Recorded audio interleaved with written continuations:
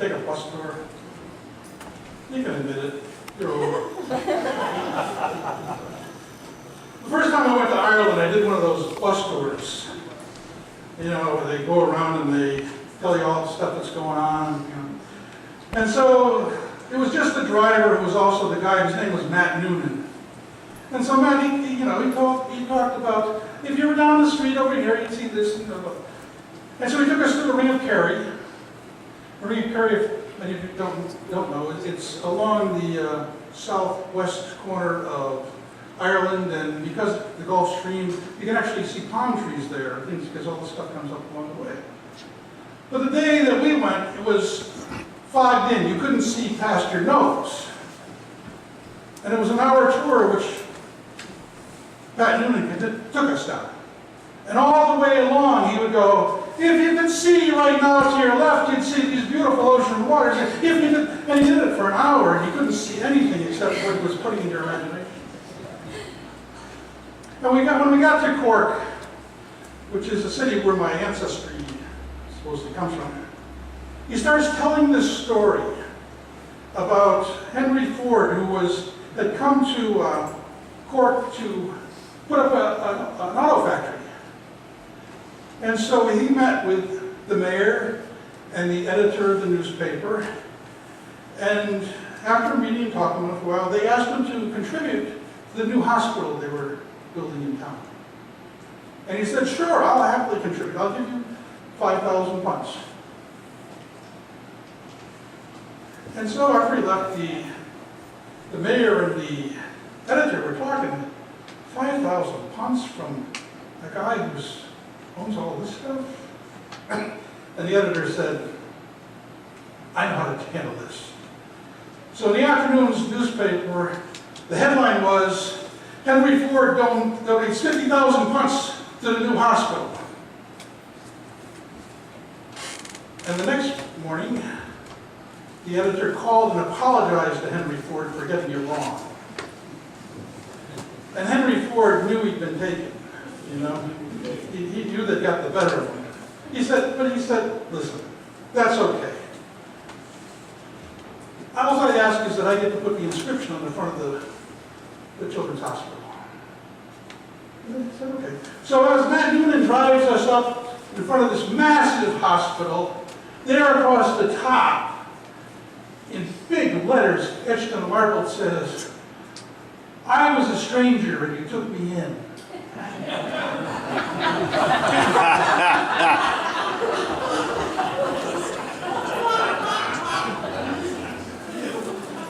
The man knew his Bible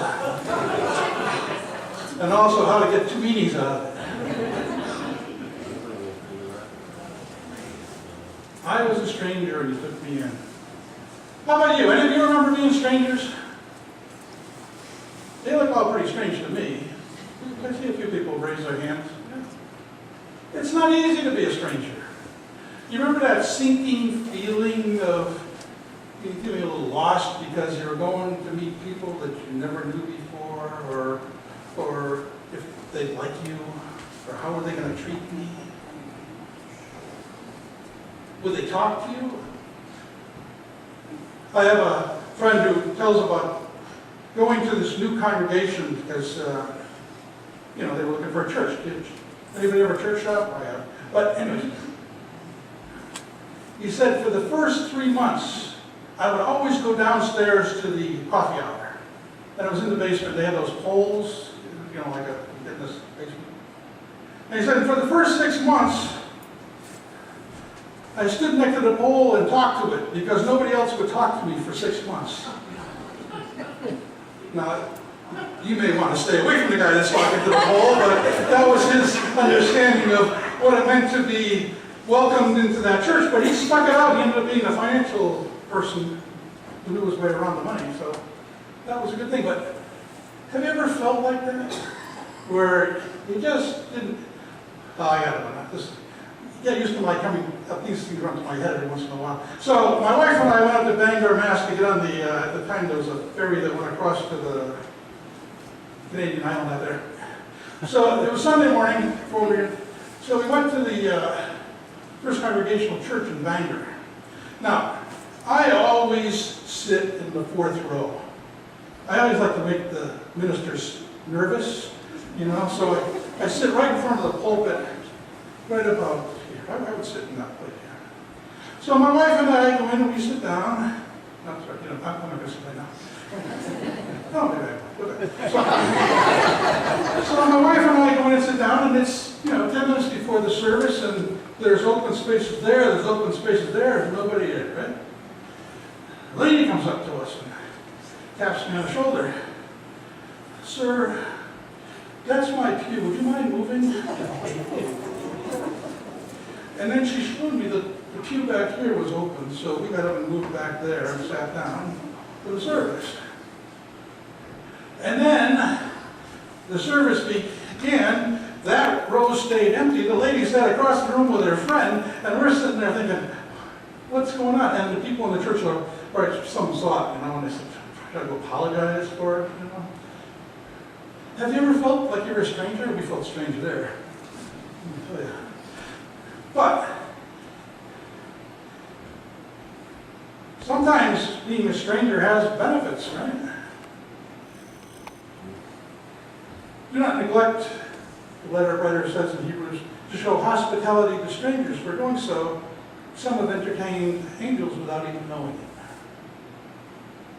And that's the way it happens sometimes, isn't it? We find friends, we make new friends, we make long-held friends after we've been a stranger for a while.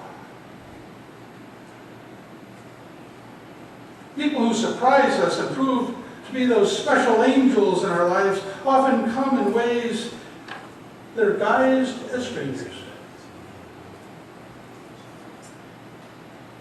But we can often lose out if we remain isolated within ourselves.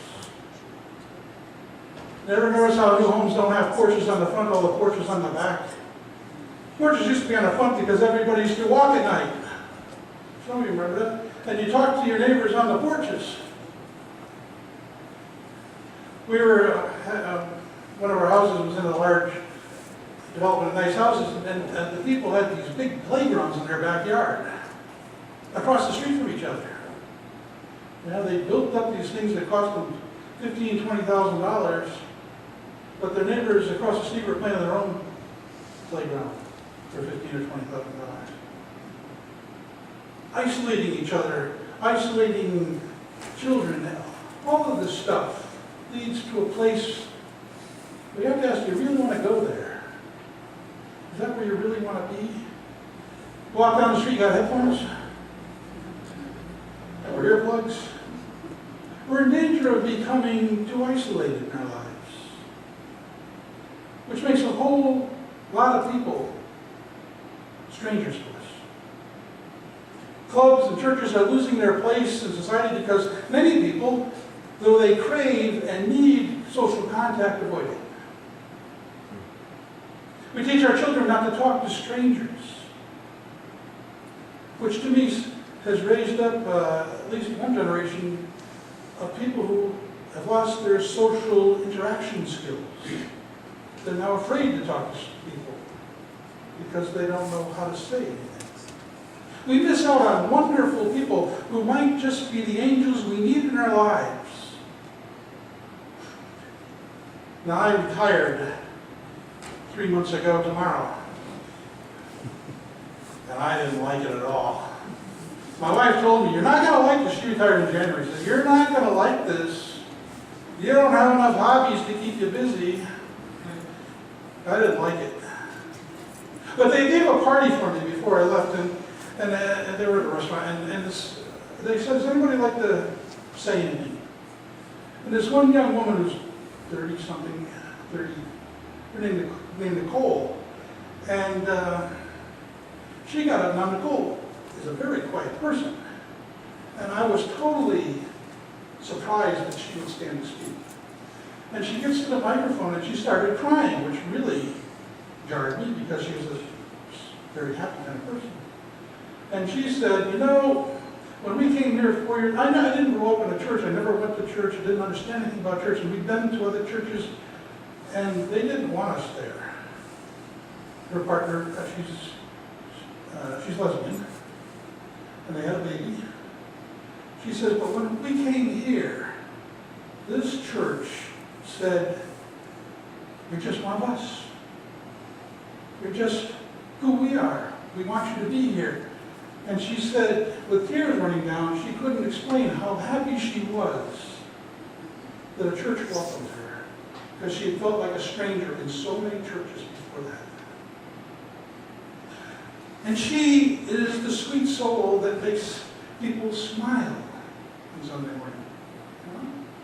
She's that angel that you might have missed out on if we hadn't accepted her in. I mean, she made me cry. That's not fair, is it? But we'll have days when we'll laugh, and we'll have days when we'll cry together. Because that's what it is to be a church. That's who we are as a people. We cry together, right? And we love each other in all the different ways that happens.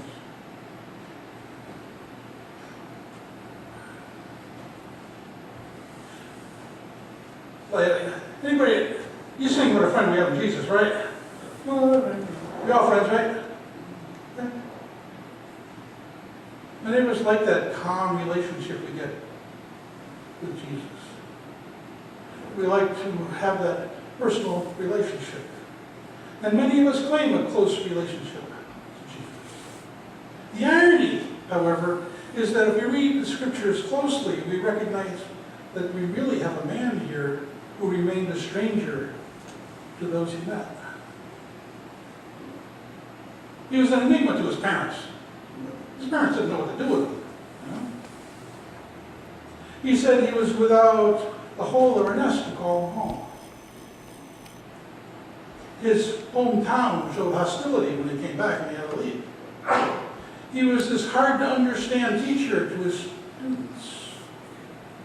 He was a troubling puzzle to the authorities. His disciples asked, who is this, that even the wind and the sea obey him? Herod perplexed. John I beheaded, but who is this? Pontius Pilate asked, are you the king of the Jews? And Jesus kind of shrugs and says, you say so. But his refusal to identify himself is in line with his admonition to his disciples not to tell anyone who he is as the Christ. Jesus moved through the world as a stranger, and that's the way he kind of wanted it to be, I think. And when he appeared for the first time after he had risen, he was a stranger on Emmaus Road. We know that Jesus is the Christ, and yet we also know he's a stranger. Yet many of us have welcomed him with and found not an angel, but a Savior, who has changed our lives in profound ways. However, for us to honestly talk about welcoming Jesus into our lives and setting a place for him at our tables, we have to pay a price. Our response to Jesus entails a response of love and hospitality to those whom Jesus called us to love. We live in fear-filled times, don't we? There's lots of fear in the world right now. And one of the fruits of such fear is that people often withdraw even more and become less generous to strangers. The gospel calls us to love neighbor. And Jesus pointedly says, truly I tell you, just as you did to at least of these, you did it to me. To move to greater hospitality requires a constant conversion of our hearts, our minds, our communities, away from the sanctioned prejudices to an inclusive view of hospitality and extravagant welcome. I like that you have signs on the front lawn about strangers, right? And in the Johnson room, is that what you call the hall? Is that strangers are welcome.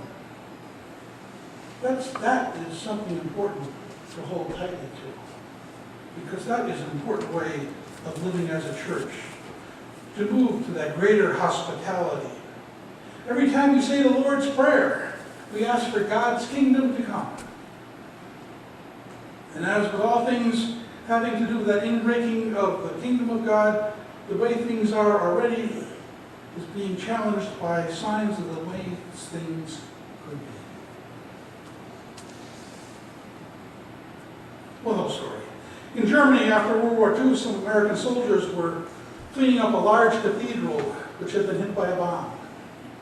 And it was the task of this one soldier to gather all the fragments of the statues and put them in a pile. And he found this beautiful statue of Jesus that was completely intact except for the hand. There's an outstretched hand. And he searched through all the rubble, and he could never find those missing hands. And finally, he placed that handless statue on the altar and put a sign on it which read, "Your hands are my hands." That's who we are. We're Jesus' hands. We're the Lord's hands in the world today, in this place, in this time.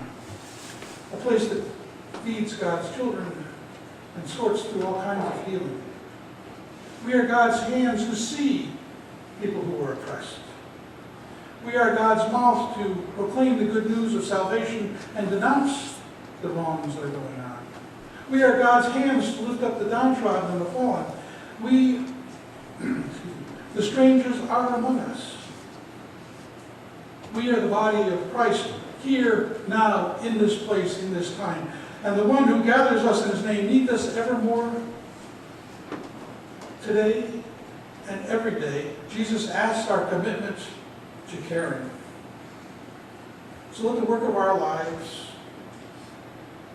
for our commitment to Jesus, be reflected in the way we go about living this day and onward. May it so, be so. Amen.